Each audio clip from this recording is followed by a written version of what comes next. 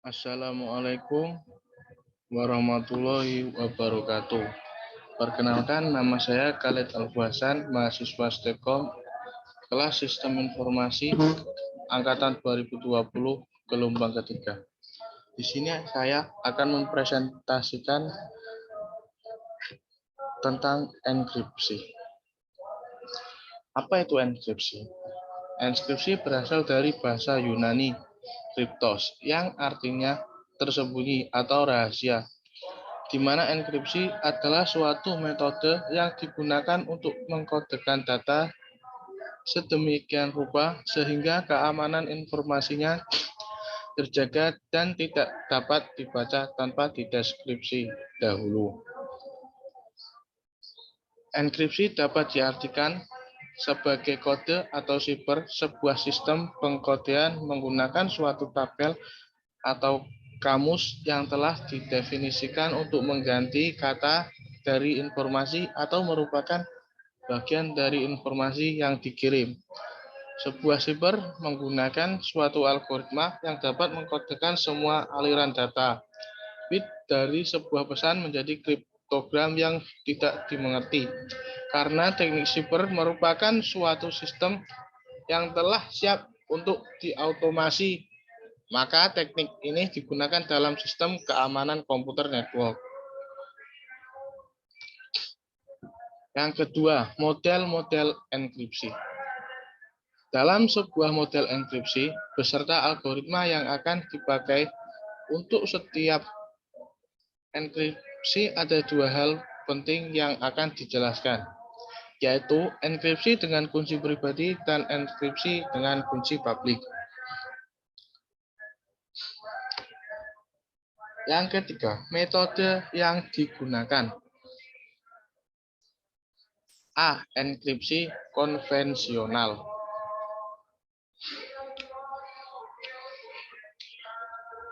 Informasi asal yang dapat dimengerti disimbolkan oleh plain text, kemudian oleh algoritma enkripsi akan diterjemahkan menjadi suatu informasi yang tidak dimengerti dapat dimengerti yang disimbolkan dengan ciphertext. Proses enkripsi terdiri dari dua, yaitu algoritma dan kunci. Kunci biasanya merupakan suatu string bit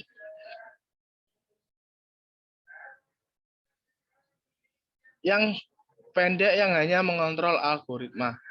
Algoritma enkripsi akan menghasilkan suatu hasil yang berbeda tergantung pada kunci yang digunakan.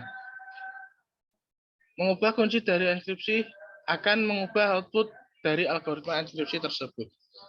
Sekali ciphertext telah dihasilkan, maka kemudian ditransmisikan pada bagian penerima, maka selanjutnya ciphertext yang diterima akan diubah kembali ke plain text dengan algoritma dan kunci yang sama. Keamanan dari suatu enkripsi konvensional tergantung pada beberapa faktor. Pertama, algoritma enkripsi ini harus cukup kuat sehingga menjadikannya sangat sulit untuk mendeskripsi suatu ciphertext dengan dasar ciphertext tersebut. Lebih jauh dari itu, keamanan dari algoritma enkripsi konvensional tersebut bergantung pada suatu kerahasiaan dari kuncinya, bukan algoritmanya. Yaitu dengan asumsi bahwa adalah sangat tidak praktis untuk mendeskripsikan suatu informasi dengan dasar ciphertext dan pengetahuan tentang algoritma deskripsi atau enkripsi. Atau dengan kata lain, kita tidak perlu menjaga kerahasiaannya tersebut dari algoritma, tetapi cukup dengan kerahasiaan kuncinya.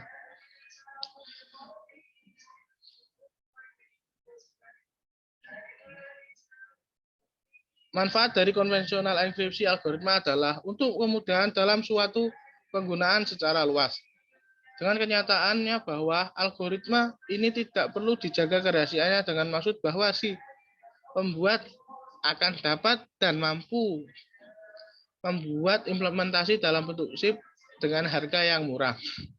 Chip ini dapat tersedia secara luas dan disediakan pula untuk beberapa jenis produknya. Dengan penggunaan dari enkripsi konvensional, prinsip keamanan adalah menjaga keamanan dari suatu kunci. B. Enkripsi public key. Salah satu yang menjadi kesulitan utama dari enkripsi konvensional ini adalah perlunya untuk mendistribusikan suatu kunci yang digunakan dalam keadaan yang aman. Sebuah cara yang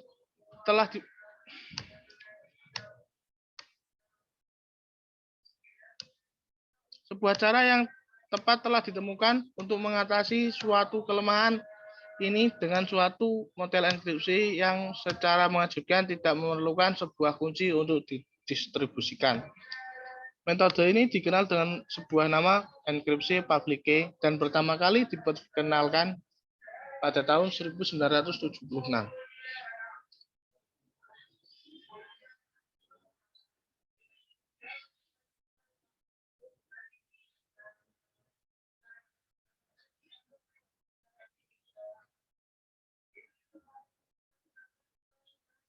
Teknik yang dapat digunakan untuk enkripsi public key. Satu, masing-masing dari suatu sistem dalam suatu network akan menciptakan suatu sepasang kunci yang digunakan hanya untuk enkripsi dan deskripsi dari informasi yang sudah diterima. Dua, masing-masing dari sistem akan menerbitkan suatu kunci enkripsinya dengan memasang dalam register umum atau file, sedangkan pasangannya akan tetap dijaga sebagai kunci pribadi. Ketiga, jika si A ingin mengirim pesan kepada si B, maka si A akan mengenkripsi pesannya tersebut dengan kunci publik dari si B. Yang keempat, ketika si B menerima pesan dari si A, maka si B akan menggunakan kunci privatnya untuk mendeskripsikan pesannya dari si A.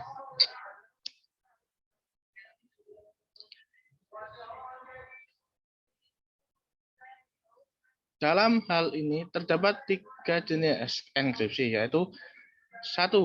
Kunci enkripsi rahasia. 2. Kunci enkripsi publik. Yang ketiga, fungsi one way atau satu arah. 4.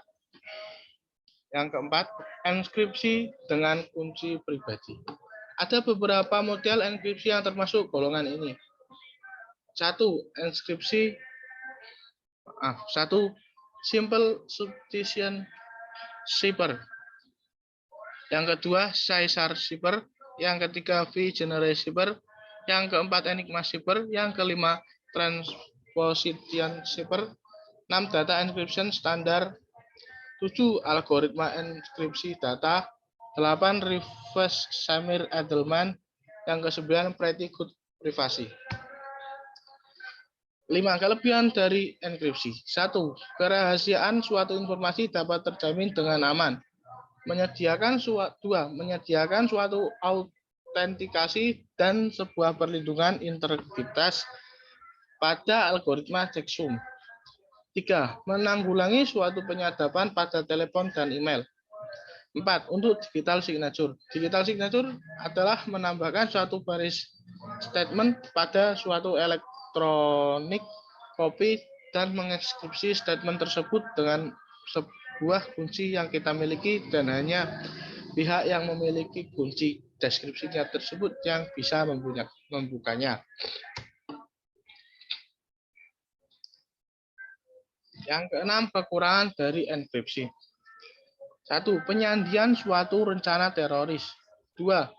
Penyembunyian suatu rekor kriminal oleh seseorang penjahat.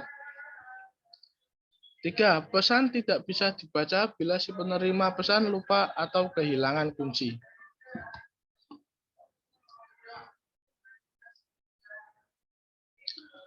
Kesimpulan dari pembahasan tadi. Inti dari keamanan komputer adalah melindungi komputer dan jaringannya dengan tujuan mengamankan informasi yang berbeda di dalamnya. Mencegah terjadinya suatu serangan terhadap sistem. Dengan demikian, kita perlu memperhatikan desain dari sistem, aplikasi yang dipakai, dan hubungan. Ketika faktor tersebut merupakan cara yang baik untuk mencegah terjadinya kebocoran sistem, serangan, dan lain-lain.